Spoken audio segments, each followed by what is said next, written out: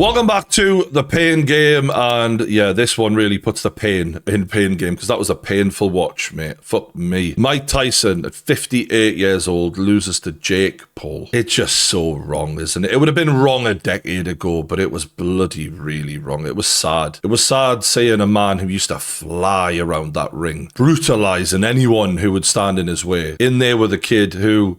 yeah, I've been a supporter of Jake's boxing career up till now, but this is something I just can't fuck with, as you know. A kid who couldn't lace the fucking boots of Mike Tyson, you know what I mean? And he's just sort of having his way with him, playing with him. Just sad, because Mike Tyson was really a great fighter. And as Jake rightly said, he was very fortunate to even share the ring with him, but like, he doesn't deserve it. Like, if we're being brutally honest, you know, in terms of ability, Jake didn't deserve it, but he got there through business. And I get that. For people like me who value what boxing is supposed to be about, right? The reason I had a whinge about Tyson Fury not fighting the best that time, I care about competition. I care about fair fights. And there was nothing fair about this. It's not what boxing's about, is it? It's about two fighters of similar ability, training really hard, finding out who the better man is. They're not of similar ability. Mike Tyson's one of the most gifted fighters ever created. Jake Paul...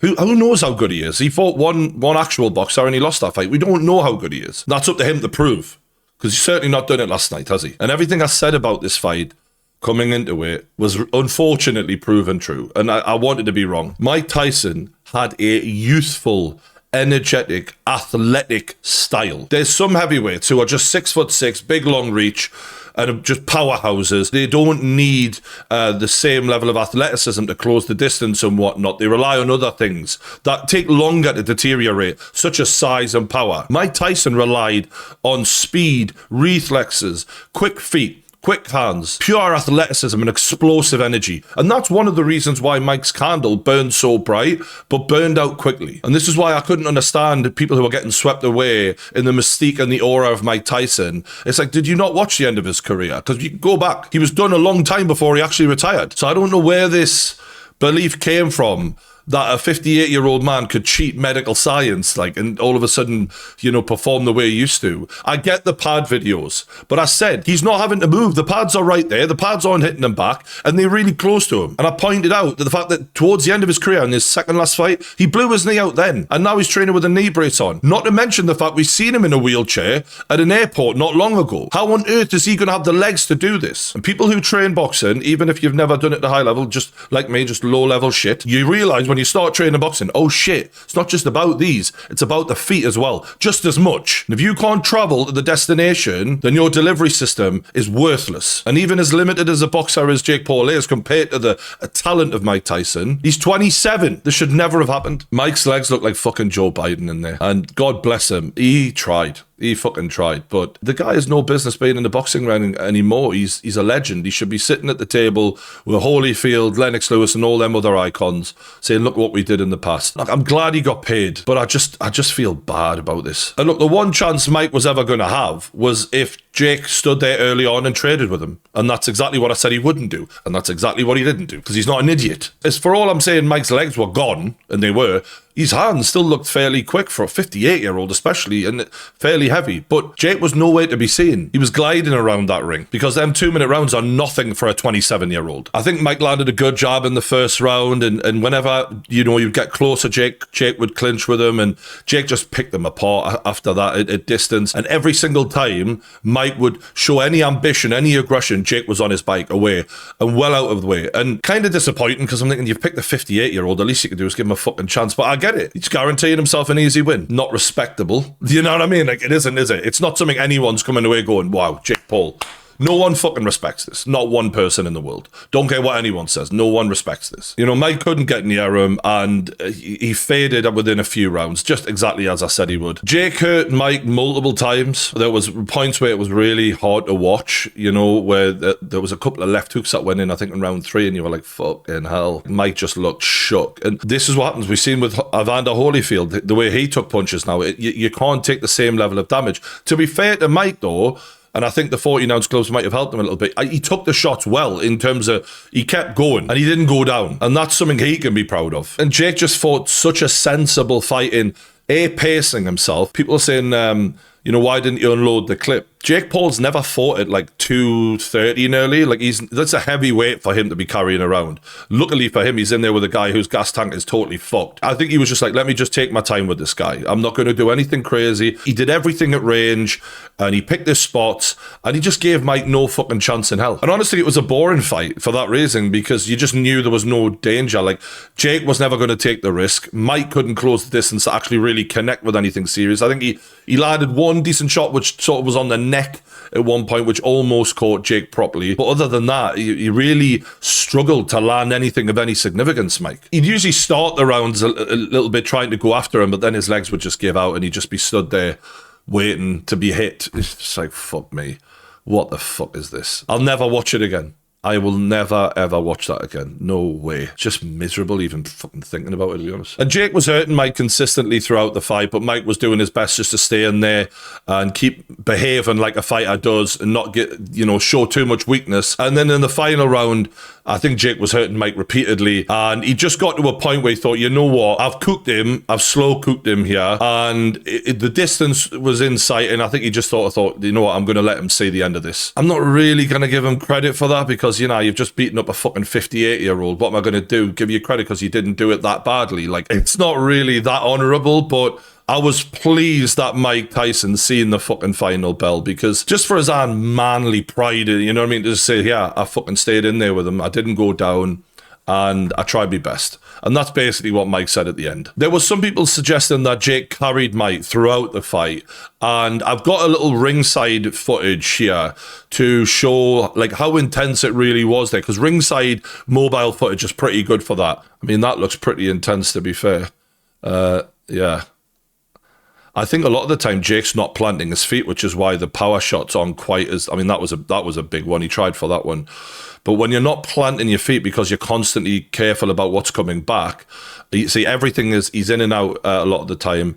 It's not maximum power, but Jake definitely landed some huge shots on Mike. So to say he carried him, I don't think is legit. Jake was trying to hurt Mike Tyson there, without a doubt. I think he was just very clever in the game plan, very careful with giving Mike any chance whatsoever. And then at the end, he thought, all right, I'll let you see the decision. But it wasn't like Floyd Mayweather used to like carries people in fucking exhibitions. It wasn't like that. But much like Floyd Mayweather, this was a bank robbery. It was one of those fights that you put on, you give everyone a whole bunch of hope that you might finally get your comeuppance, and you give them a hero to support, kind of like what Floyd did with Conor McGregor, really. And then you cash in. And that's exactly what Jake Paul did here. And if anything, what Jake did is worse than Floyd, because Floyd, a lot of the time when he would do these bank jobs, it would be like against world-class opposition. But he would just know he would be too good for them. Jake just convinced people that he was against world-class opposition because we had all this data of Mike from when he was young.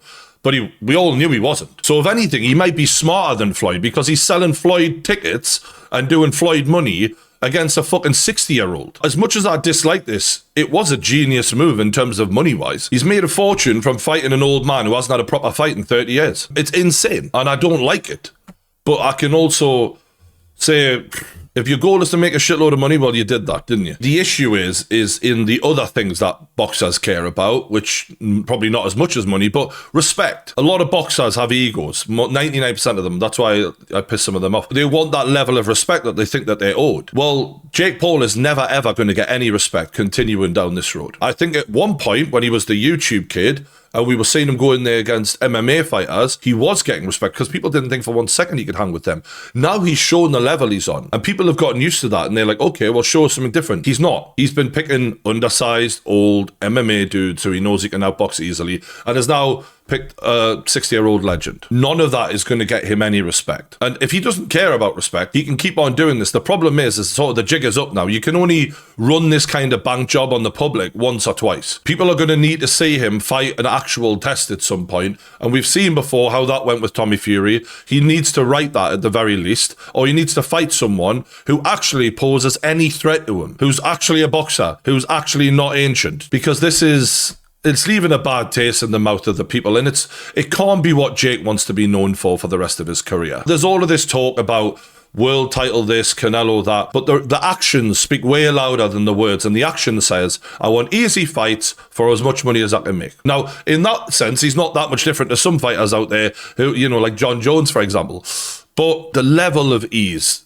it's just ridiculous at this point. And it needs a level of validity and some real talent in front of him who actually can hurt him, because I think people are just going to switch off. And that might sound silly when he's just had one of the biggest, events ever in boxing, but it was one of the biggest because it was Mike Tyson's comeback after 30 years. The one before that was against Mike Perry, and it did fuck all pay-per-views. I think it got like 50,000 pay-per-views, if that. It was shockingly low, and it did horribly because no one thought Mike Perry was in any way a threat to Jake Paul. And that shows that it was catching up with him. Netflix did him a real favour here, in my opinion. And Mike helped that a lot, obviously. And like I said, I've supported Jake's boxing career because I was around at the very beginning. I, commentated on his first fight, etc., etc. But there comes a point where, for us to be supporting you any further, you have to do stuff that's honourable, and this isn't honourable in my opinion, and I don't appreciate it. I don't want to say anything like this ever again, because the reality is, as much as Jake is totally right in saying that he's one of the faces of boxing, he absolutely is. We can't take that away from him now.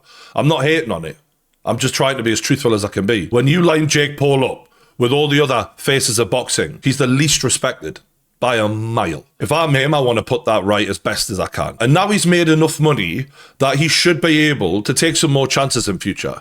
Because in terms of talent to money made, Jake Paul is the best salesman in boxing history. He's made some of the most amount of money with the least talent shown, right? Maybe he's got more talent than what I've seen. I don't know. Again, he's not getting in there with people who can threaten him. So who the fuck knows? But surely at some point you want to answer the question, how good am I actually? Or do you want to be known as someone who bullied people who are older than you, smaller than you, less skilled? And is that what you want to be known for? Or do you not give a fuck? Do you just want all the money? We're going to find out, because again, all the talk about world titles and Canelo, it's all talk. Let's see what the actions are, because the next fight, for me, is so crucial to Jake Paul's credibility. If he doesn't take on someone threatening and serious in the next fight, the boxing community, I think, are just going to go, yeah, all right then. Where's the intrigue now? Because there's been too many fights sold that just weren't worth watching now. In terms of Netflix's first go at it, I thought they did a really good first show. I know some people had issues with their stream. I didn't, to be fair to them, but a lot of people did, and that's something they'll have to put right if they do more of this. And, hopefully they do. It's good to see, another platform in the boxing game, and hopefully that adds something to it. But good visuals, I like the angles they chose from the camera, and the graphics were really nice. I thought they did a great job on the graphics. I really didn't like the commentary. No disrespect, but I hated it. Like, I fucking hated it. The main thing for me is that Mike goes home to his family safe and sound, and he's made a nice chunk of change, and hopefully he never feels the need to do this again. Let me know your thoughts in the comments below, and if you haven't already, subscribe to the Pain Game YouTube channel, because now we're back to real fighting. We got the UFC. We got Usyk versus Fury coming up for Riyadh season later this year. What a banger. That is what I'm talking about. The best versus the best. That's the kind of boxing events I'm interested in. Let me know what you think in the comments below. I'll catch you on the next one.